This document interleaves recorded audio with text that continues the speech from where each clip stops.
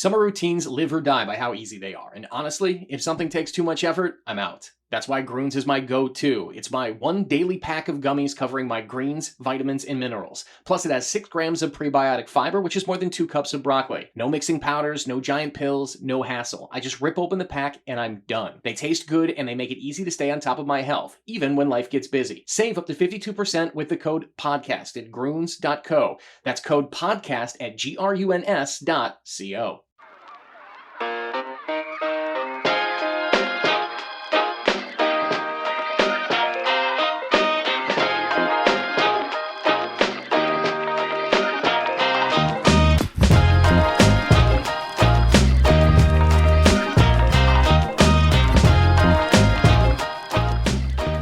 Welcome back to the John Krasinski Show. Man, we have a lot to talk about today. It's been a fascinating postseason. This is the John Krasinski Show. This is TalkNorth.com. When you find a show you like at TalkNorth.com, please subscribe to your favorite podcast app. We're coming to you from the Aquarius Home Services Studio, and we're presented to you by Lexus of Wayzata and Maplewood. John, we both recently left the media room over at Target Center last night. Actually, it wasn't a late game, so it wasn't like a tough night or anything. But my God, what a game. We have to start with Wemby, the elbow, and to me, the most fascinating thing about the elbow was the fact that Nas didn't complain at all. He didn't complain to the officials. He didn't complain in the press conference. He didn't complain in the locker room afterward. He was joking with people about it. His teammates were joking about it. I said this in my column. If a hockey player hit another hockey player with that elbow, it would have been, 20 people on the ice beating the snot out of each other, gloves everywhere, hard to restore, and the players would have been picking fights with each other for years. Nas was like, I'll go make my free throws. I mean, just incredible, Jim, when you think about the way that this is the tallest, I don't know about the biggest, but the tallest player in the NBA who winds up his torso and uncorks and has this elbow screaming right into Nas's throat, drops him, and he's up in 4 seconds. I counted. It took him 4 seconds from the time that he hit the court until he popped up. And, he absorbed all of that energy and that punishment, got up, shook it off, and then played a great game afterward. Like, I'm glad you mentioned the hockey players, Jim, because that's what they say all the time, right? These basketball players aren't tough like hockey players. Like, Naz Reid was as tough as you can possibly get in that moment.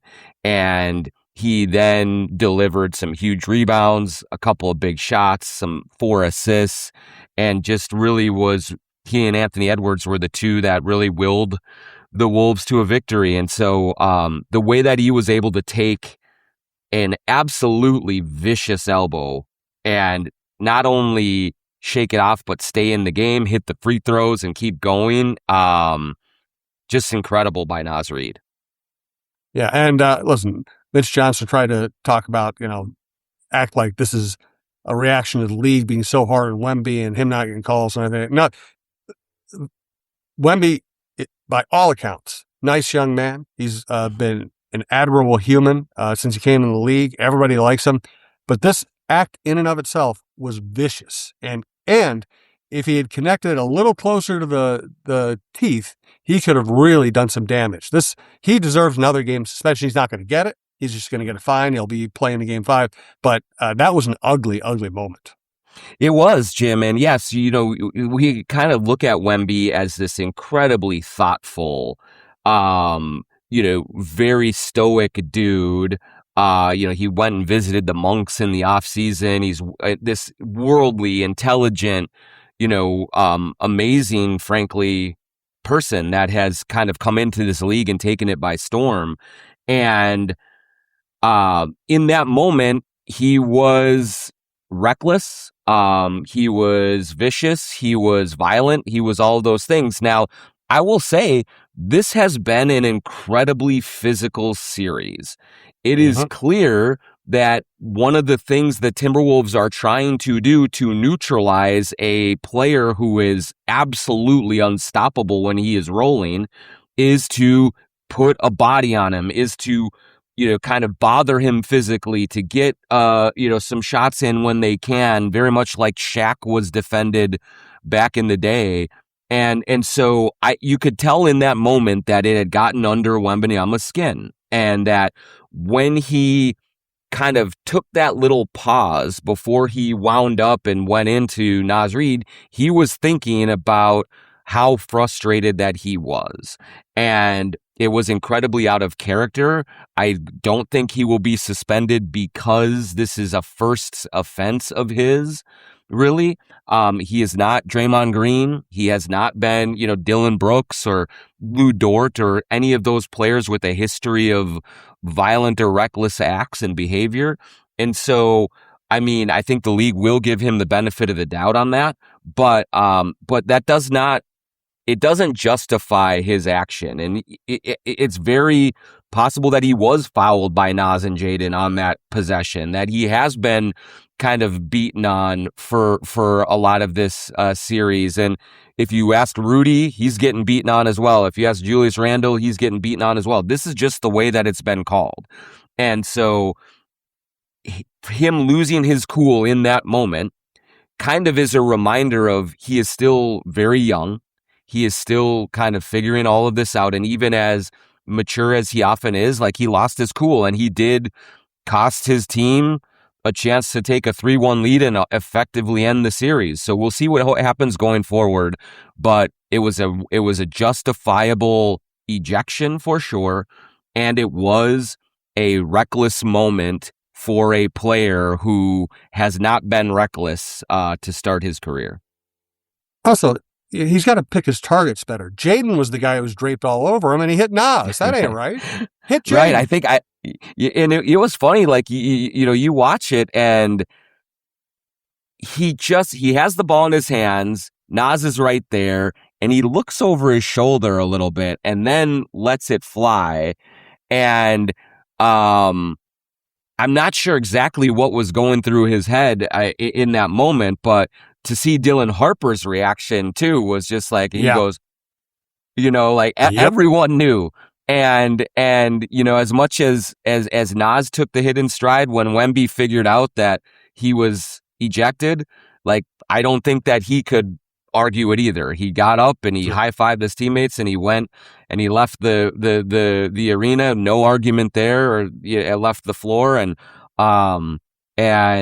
he will certainly learn from this. I think it will make for a very tense Game 5. We'll be watching very closely how everyone interacts and how he is whistled and all of those things. But it was shocking to be frank, Jim, because of all of the things and scenarios that were playing out in my head going into that game about what could happen.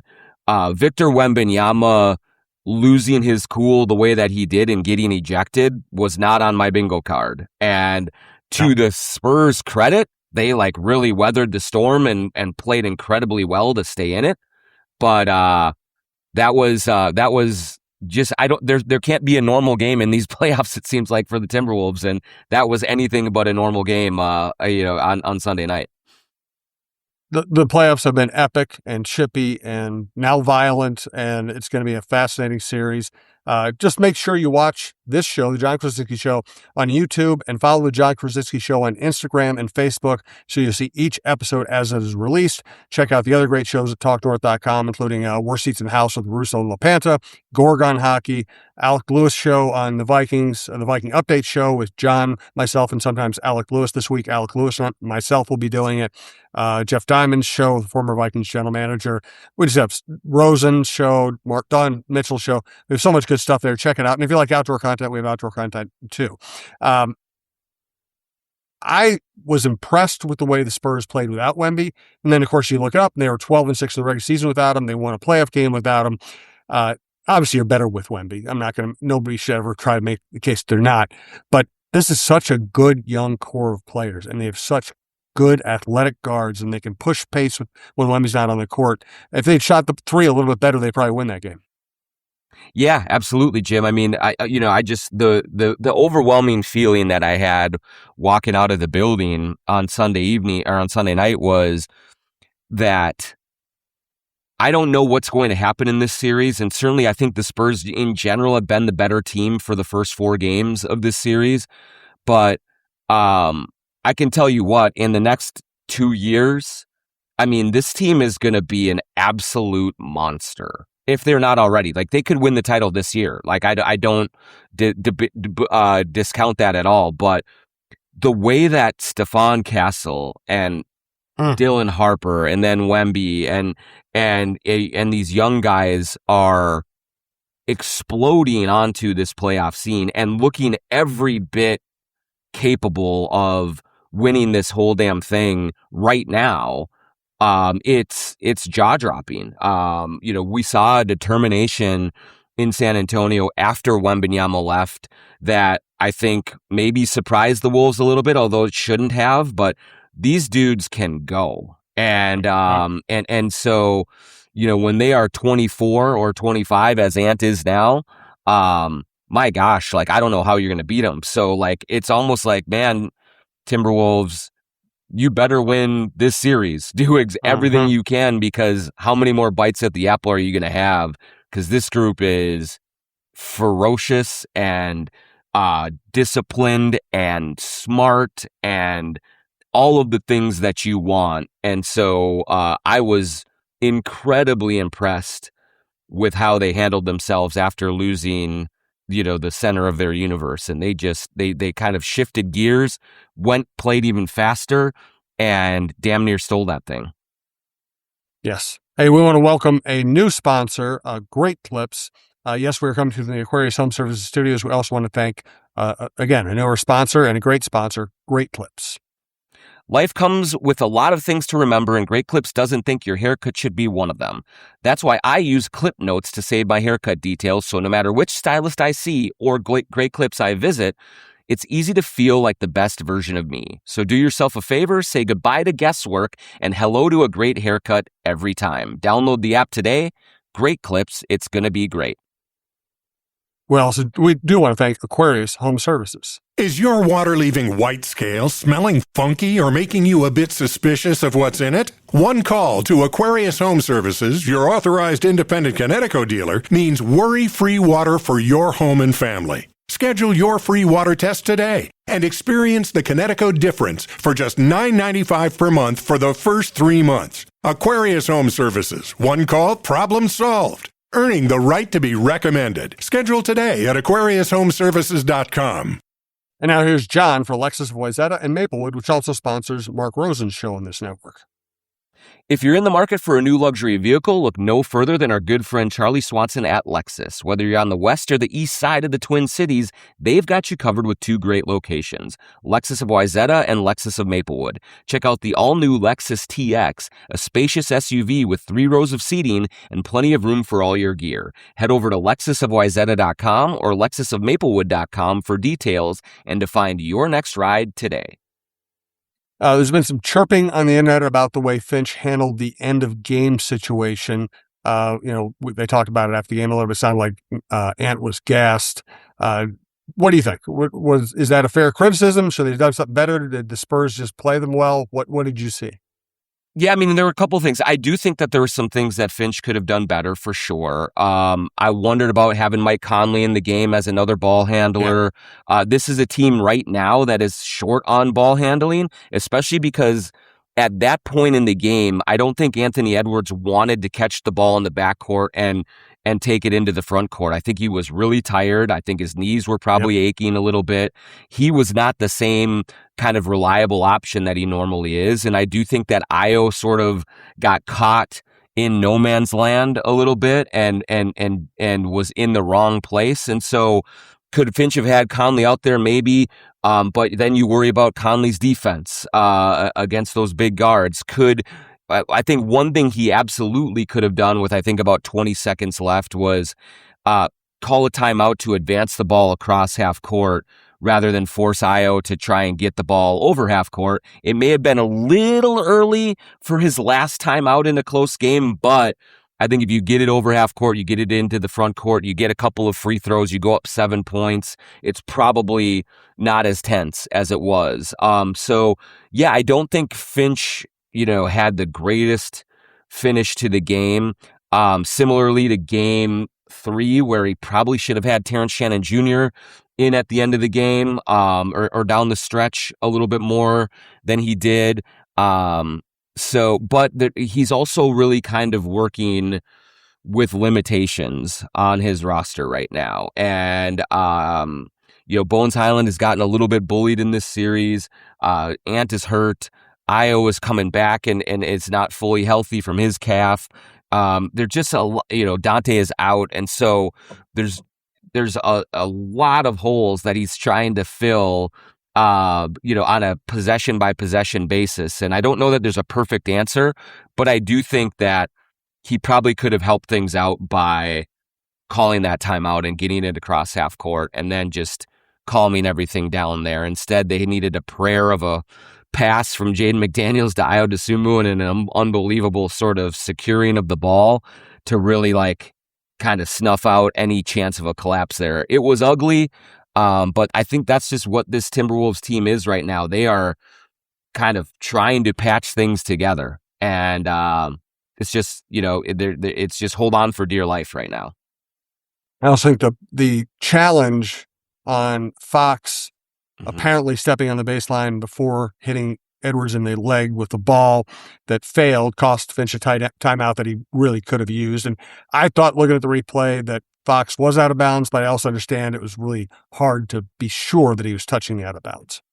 Yeah, and I'll say this, Jeff Newton, their replay review kind of guy, is legit one of the best in the league. He's had an unbelievable season and a really, really good series with picking the right plays to challenge. That one, I didn't see the necessity to challenge it, because if you remember, there was only 5 seconds left on the shot clock for the Spurs. Yep. Had they won the challenge, they would have gotten possession, but wouldn't have taken points off the board. And so I just, and it was really close. And so I was a little bit dubious that it was going to get overturned.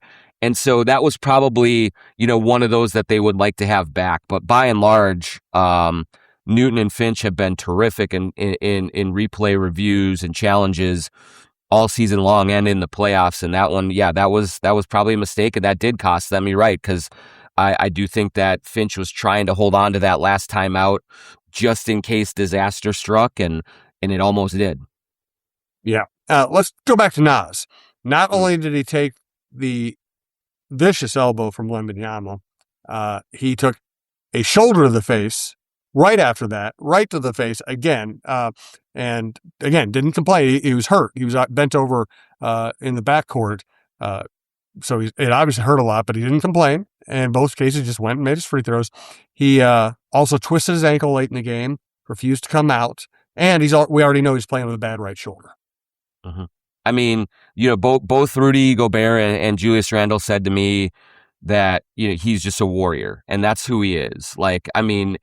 He embodies the toughness of this group, and one of the defining characteristics of this team right now is toughness and resilience. And Naz Reid is kind of one of the poster boys for it. I mean, you look at what Anthony Edwards is playing through, DeSumu's playing banged up, Julius Randle's playing banged up. A lot of these guys are hurt or nursing some kind of injuries. And then Naz is putting his body on the line, diving all over the floor for loose balls, falling down, spraining ankles, hurting that shoulder. He's just giving everything that he has. And you can see that his teammates are responding to that toughness and that sacrifice. And I think the most impressive part about this for Naz, Jim, is that really over the last maybe 4 to 5 games in these playoffs, is he's not only playing hurt, but he's playing well. Yes. This is more of the Naz Reid that we have expected to see, and hasn't always been there this year with all the injuries that he's dealing with, I think, some of the heartache that he dealt with in the preseason with losing his sister. I just don't think he's ever been fully in mentally and physically, but we're seeing him play great defense. We're seeing him grab rebounds. He had that little no-look pass to Rudy Gobert that turned into a 3-point play with about 3 minutes to go. That was an enormous moment in the game. He is playing better right now than Julius Randle, who is kind of struggling, especially offensively. And so the contributions that Naz is giving this team on both ends of the court is just, it's essential to their chances of pulling off what would be a major upset. And you can just tell that, you know, he's the longest tenured player on this roster. He's been here 7 years, and his teammates love him, and they know everything that he is going through.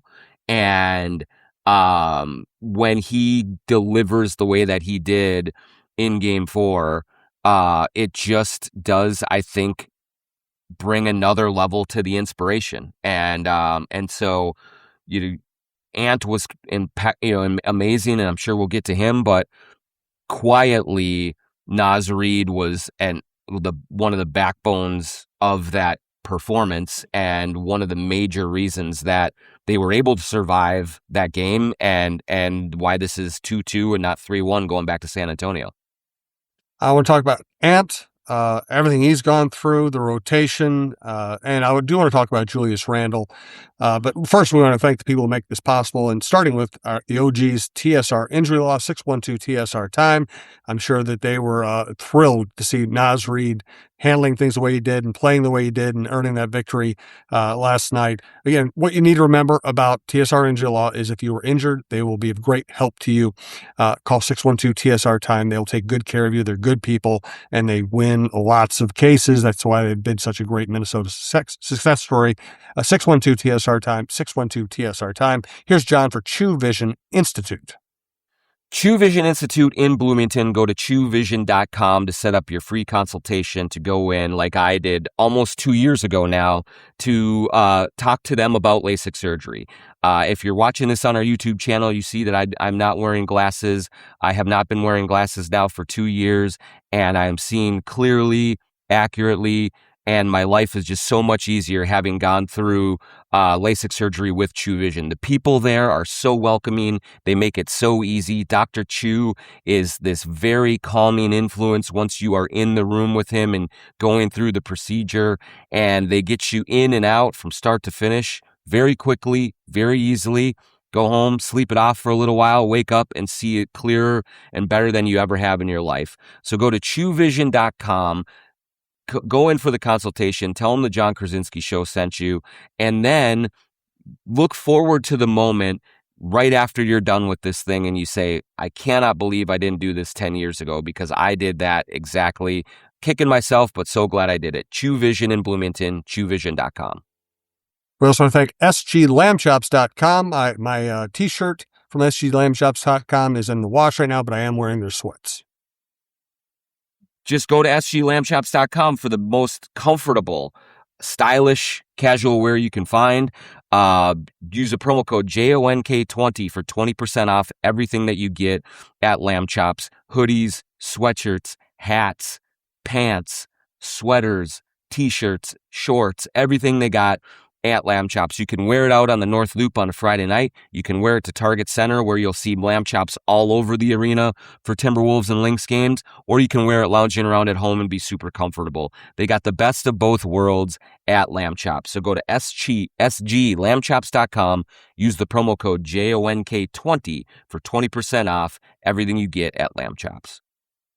I will have sglambchops.com's Twitter question of the week at the end of this show. Julius Randle, he was a mess last night. I really thought for them to win this series, he was going to have to be a major positive factor. They're hanging in kind of without him right now. They are, Jim. I will give him this. I thought that down the stretch in the fourth quarter, they're down 8 points. They're trying to scratch and claw. He was terrific defensively, forcing some turnovers, playing really good individually one-on-one defense. He was a plus 12 in the game, so he really did impact winning. But to your point, just the turnovers offensively are really glaring right now. This is a San Antonio defense that is very active with their hands, very athletic, similar to Oklahoma City in that way. And those are the kinds of defenses that do give Julius Randle the most trouble. He is kind of getting caught in double teams. He's not making the decisions quite quick enough, and his handle is a little bit loose right now, and it's just kind of giving away opportunities for the Timberwolves. So if they are going to win 2 more games in this series, I really do believe they are going to need a much cleaner performance from Julius Randle. That's just the plain and simple. He is so important to what they do as a playmaker, as a rebounder, as a scorer, that I just don't think they can survive against a 62-win team without him being better offensively. I think he's capable of it. I think he can do it, but he played well in game 1. The last 3 games, though, have been really rough for Randle from a shot-making standpoint, from a turnover standpoint, and he's digging deep when they need him defensively, but they just need a whole lot more from him on the offensive end to take some of that pressure off of Anthony Edwards. And let's talk about Anthony Edwards. Really endearing post-game press conference with him. Endearing, first of all, to see him play that hard, given the circumstances. He probably wasn't supposed to play in this series till game 4. He plays the first 3 games, and then he helps them. He's a major factor in them winning game 4. He played great. He took the big shots. And then post-game press conference, he said, it's Mother's Day. This is for my mother, who he lost about, 11 years ago. And, somebody starts asking him questions about his game. He says, no, I want to talk about my teammates. He relentlessly praises the people he works with in the organization, his teammates. He's not the most accessible superstar. You don't get him whenever you want. But when he does talk, he usually handles himself. Either A, he handles himself really well and says all the right things, or he's just hilariously unfiltered.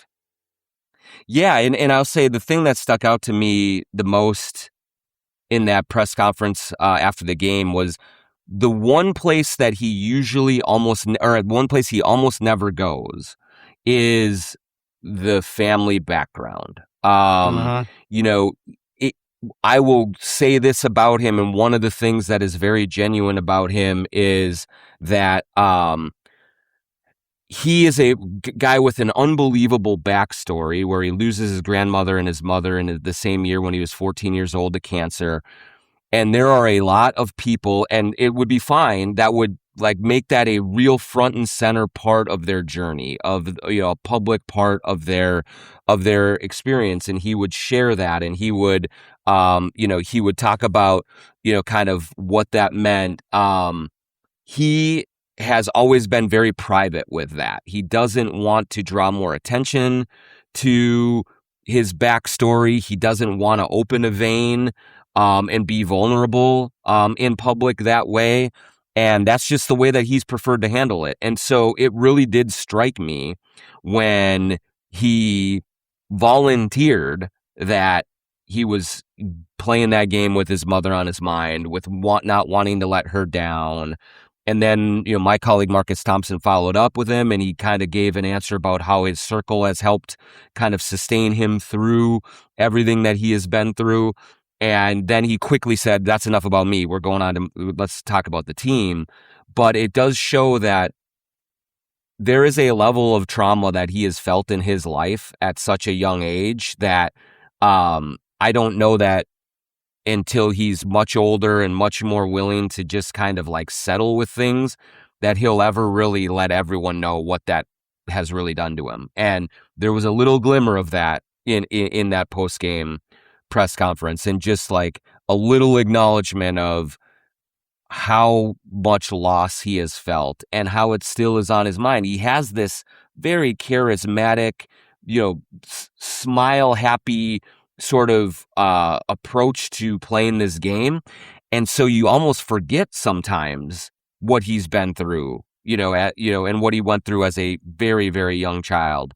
And so I thought that his willingness to even mention and acknowledge that a little bit was telling, because it's just not a place that he normally goes. And so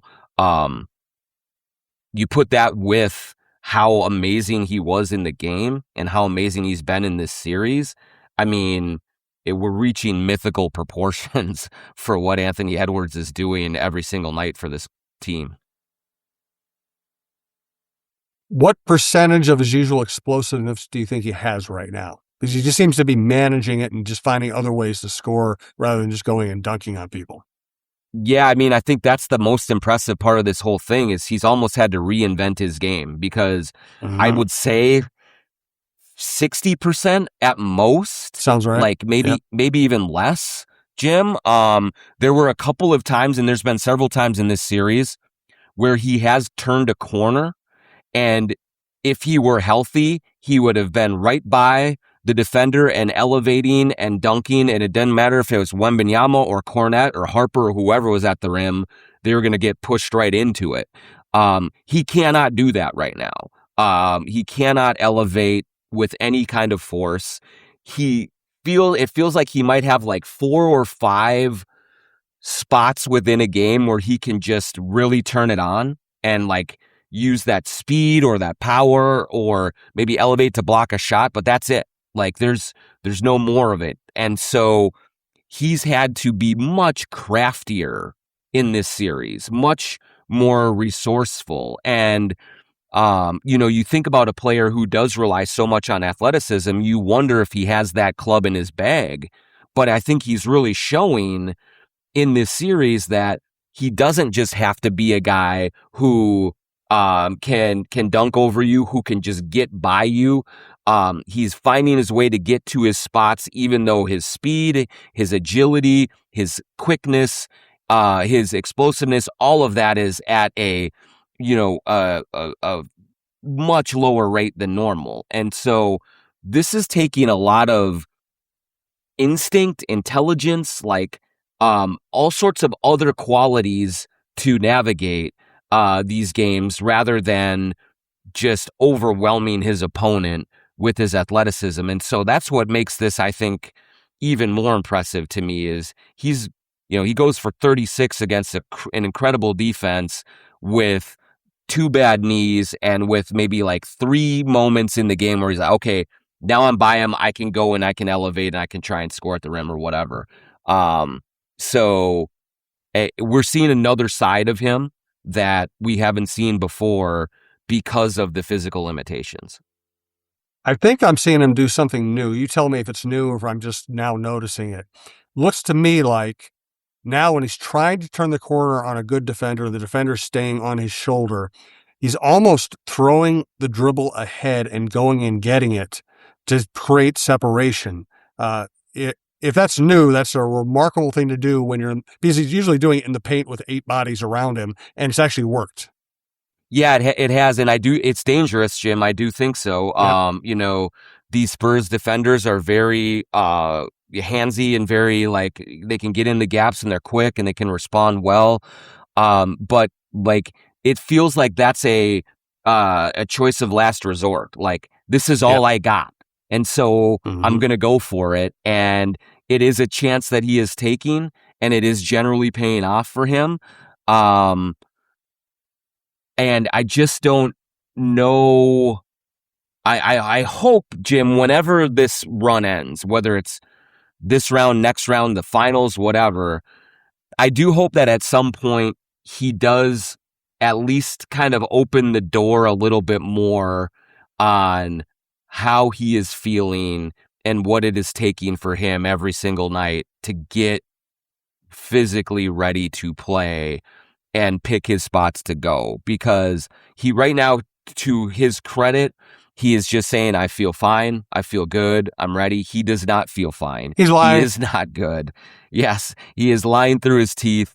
But my gosh, like when you see the look in his eyes, like when he hit that 3 that got him within 3 in the 4th and they took a timeout and he comes over to his brother on the sideline and is spitting fire, like it's whatever you would think of what Kirby Puckett did, what Kevin Garnett did, what all of these guys, all of the most ultra competitive dudes did to manufacture and will their team forward. And Ant is trying to do that right now, and he's being successful in it. And I don't know how long it's going to hold up, but watching it in real time happen is just breathtaking. Let's also separate like Kirby Puckett, what he did in Game 6 in 91, was incredible. But baseball's different. He couldn't choose to come up at the right time. He couldn't choose to have a ball hit to the center field wall where it's just where he can barely reach it. He had to take advantage of situations. The two places in modern American sports where you can really be a superstar and just take control of a big game is NFL quarterback and NBA superstar. Because you have the ball. You can make the decision. You can make the play. You can win or lose the game for your team. So what he's doing, I will never discount what Puckett did in that game, but Ant is just doing it. He's taking over a game by force of will. In baseball, you just have to hope things work out. Yeah, you're right, Jim.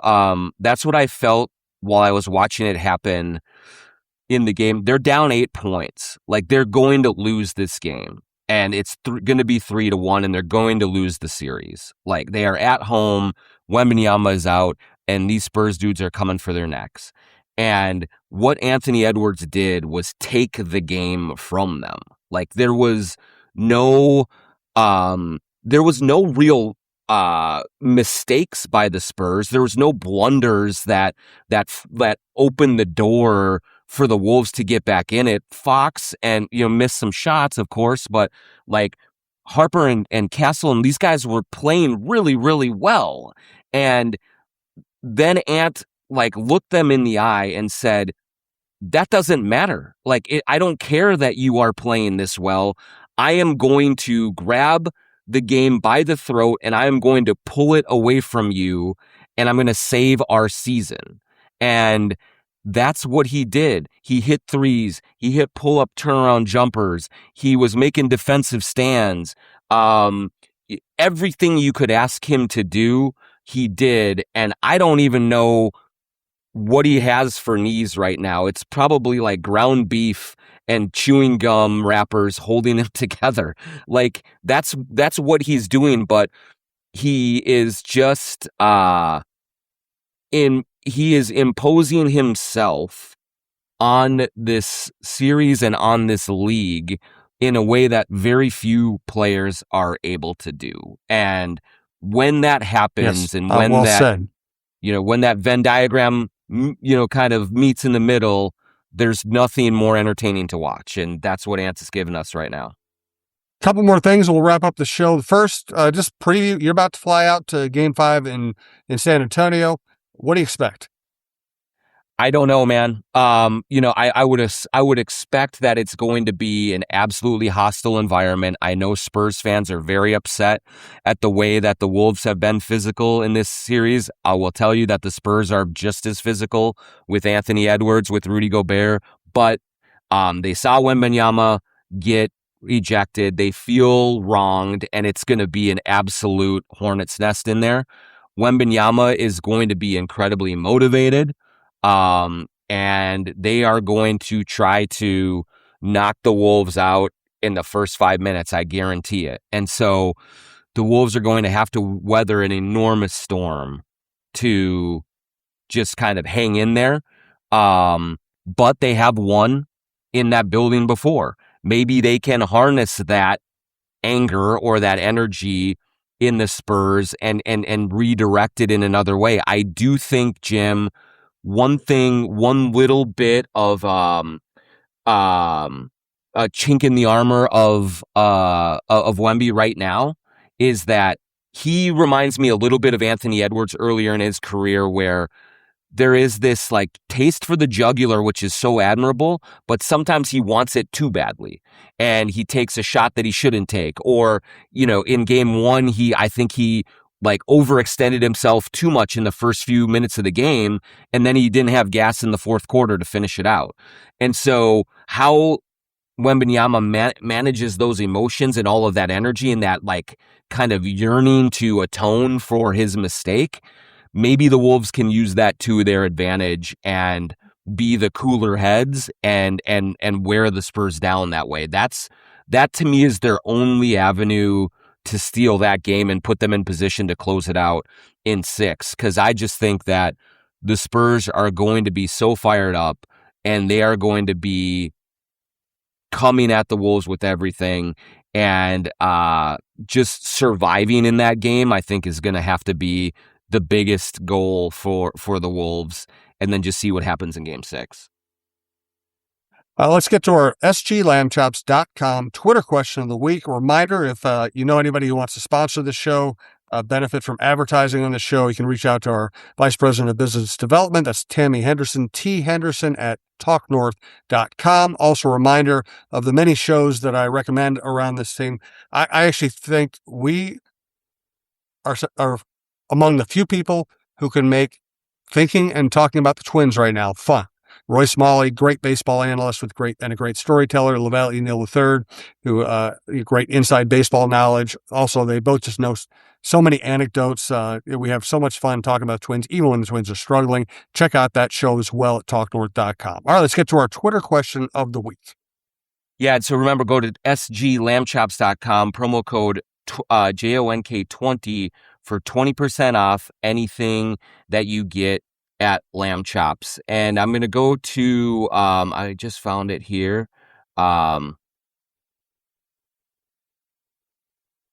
Okay, from Wolves Hype here, with how painful and costly end of the game inbounding errors are for this team, what did the Timberwolves need to do to fix this massive issue, and why is it Joe Ingles? It's a good question in terms of that, Ant has been inbounding a lot, in especially in the second half of games. And he said it to us after game 3, I think, that it, or game 2, I can't remember now, but he's like, I'm not a very good rebounder or inbounder, and I have those problems. And you say, well, why does he keep getting those opportunities? And I do think part of it is because he is hurting right now. And on an inbounds play, you have to have quick twitch ability to get yourself open and to make yourself available to get a pass and then get back up the court. And so we do see some panicking with Ant in those positions. But I don't know that there's another solution until he feels better and good enough to be out on the court and receiving the ball and then making the right plays with it from there. The one good thing about that is that I do think that the longer this series goes, especially because they have 2 days off in between games 5 and 6, that Anthony Edwards is getting stronger physically with each passing game. He's getting his wind back. He's getting more strength and energy back.